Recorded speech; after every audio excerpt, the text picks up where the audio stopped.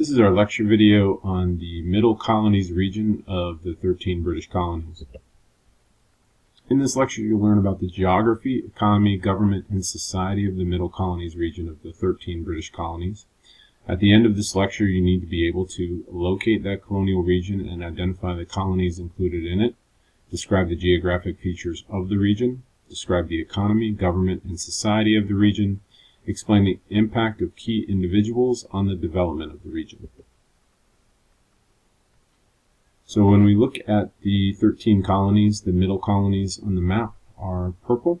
It included the colonies of New York, Pennsylvania, which were the two largest, and New Jersey and Delaware.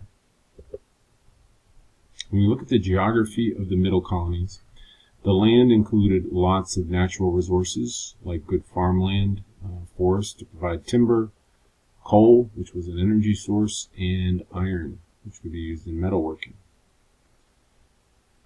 The water of the middle colonies had a long coastline, which led to the development of some very large port cities like New York and Philadelphia, which grew at the mouths of large rivers. And these rivers were highways for transportation. So goods would come down the river or go to the port and then be shipped all over the colonies or all over the world. The climate of this area was much milder than what you would have had in New England. There were warm summers, moderate winters. The middle colonies become known as the breadbasket of the colonies because their economy revolved around the production of food. Farms in this area grew corn and wheat, which wasn't as popular as corn because it was a lot harder to grow and harvest, as well as beef and pork livestock. These were called staple crops. A staple crop is a crop that's always needed, a food crop. Most of these farms, though, were family farms of between 50 and 150 acres, different from the large-scale plantations that you would have seen in the southern colonies that could be hundreds of thousands, tens of thousands of acres in size. There were a wide variety of smaller industries operating in the middle colonies. Shipbuilding and trade was very important in large port cities like Philadelphia and New York. There was also iron and coal mining, and then the iron that was mined was often manufactured into goods here. Early labor needs in this region were met by indentured servants, many of which settled in Pennsylvania, especially they start moving into western Pennsylvania. Slaves were more common than they were in New England, especially in the area of Delaware, but they were usually skilled workers rather than laborers. There just wasn't a lot of call for lots of menial labors on plantations because there weren't. They were family farms, and usually a family farm was worked by the family that lived there, the parents and the children.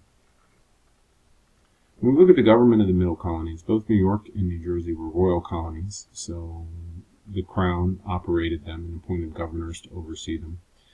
Pennsylvania and Delaware, though, were proprietary colonies. Pennsylvania was founded by a man named William Penn in 1681, and he wanted it as a refuge for a religious group known as the Quakers. The Quakers held very controversial beliefs for the time back in Britain. These are beliefs that nowadays seem kind of normal, but back then these were very controversial. They practiced nonviolence. They viewed women were equal to men in the eyes of God. They thought slavery was wrong. And because of these beliefs, they tended to be persecuted or punished back in Britain. King Charles II, at the time, had owed Penn's family a large sum of money, and he made a little deal with Penn, and he repaid the debt by making Penn the proprietor of the land that would become Pennsylvania. And Penn really, his vision for this was to create this sort of ideal society in the New World, and he took a lot of personal interest in the development of especially Philadelphia and designing the city. Eventually, though, by 1781, he's going to be under a lot of pressure by the settlers there to establish some sort of elected government there. So he's going to agree to the Charter of Liberties, which is going to create an elected government in Pennsylvania. And it's also going to separate the area of Delaware from Pennsylvania. It had once all been Pennsylvania.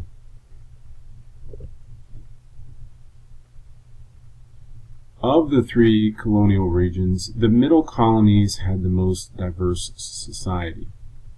A lot of this comes from the heavy Dutch influence on the culture of this area from when the Netherlands had control of the area of New York. The Netherlands had practiced freedom of religion, and they were also very tolerant of settlers from other countries. So when the Dutch had been in control of this area, lots of different people had settled there. In turn, no single religion really dominated the culture of the Middle Colonies. Depending on the area you went, you would have seen Anglicans, or Quakers, or Lutherans, or Catholics, or Jews. There were also many settlers there who had ancestors from all over Europe. There were people of British background, Irish, Scottish, Netherlands, Sweden, France, German. And the Middle Colonies really became the most tolerant and diverse of all three colonial regions because of all of this, which gave it a very different culture. This concludes our lecture on the Middle Colonies, the 13 British colonies.